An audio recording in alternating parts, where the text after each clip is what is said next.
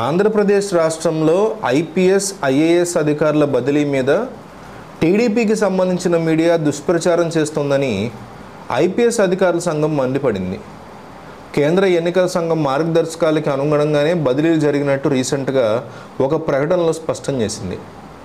శాంతి భద్రతల పరిరక్షణలో అహర్నిశలు శ్రమించే పోలీసులు నిస్వార్థ సేవలని, ప్రతిష్టని దెబ్బతీసేలా ఒక వర్గం మీడియా రాసినటువంటి కథనాలు తీవ్రంగా ఖండించింది. పోలీసులు తమ విధి నిర్వహణలో భాగంగా తీసుకునే చర్యల మీద ఎవరికైనా అభ్యంతరాలు ఉంటే సంబంధిత అధికారులను సంప్రదించి వాస్తవాలు తెలుసుకోవాలని సూచించింది.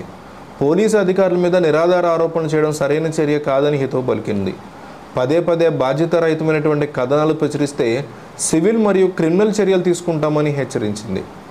రాష్ట్ర ప్రభుత్వానికి పరిపాలన అవసరాలకి తగ్గట్లుగా ఐపీఎస్ అధికారుల బదిలీలు, పోస్టింగ్లో ఉంటాయి తప్ప మీడియా ఛానళ్ళు అనుకునేలాగా అవి ఉండవు అని నేరుగా తెలిపింది.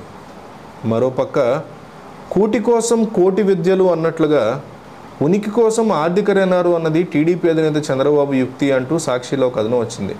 అధికారంలో ఉండగా రాజధాని పేరుతో రైతుల భూముల్ని సమీకరించిన చంద్రబాబు ఇప్పుడు ఎన్నికల్లో వెదజల్లేందుకు నిధుల కోసం మళ్లీ ఆర్థిక నేరగాళ్లనే ఆశ్రయిస్తున్నారని ఆరోపించింది సాక్షి. వచ్చే సార్వత్రిక ఎన్నికల్లో గత ఎన్నికలకు మించి ఘోర పరాజయం తప్పదని ఆందోళన చెందుతున్న ఆయన ఉనికిని చాటుకునేందుకు యథావిధిగా డబ్బులు కట్టలు నమ్ముకున్నారు. సీనియర్ నేతలను పక్కన పెట్టి ఆర్థికంగా బలవంతులైన ఎన్ఆర్ఐలు, రియల్ ఎస్టేట్ వ్యాపారులు, కాంట్రాక్టర్లను ఎన్నికల బరిలో దింపేందుకు గాలం వేస్తున్నారు. వీళ్ళిచ్చే డబ్బుతో పాటు ఎన్నికల్లో వెదజల్లేందుకు తన చుట్టూ ఉన్న ఆర్థిక నేరగాళ్లు కూడా నిధులు సమీకరించే పని పురమాయించారు. అధిక వడ్డీల ఆశ చూపి సామాన్యం నుంచి డబ్బు సమీకరించడం, బ్యాంకును బురిడి కొట్టించడం, లేని కంపెనీని సృష్టించి మరే రుణాలు తెచ్చి ఎగవేయడం వంటివి ఈ కళల్లో చంద్రబాబు సిద్ధహస్తుడంటూ సాక్షి ఒక ఆర్టికల్ను ప్రచురించింది.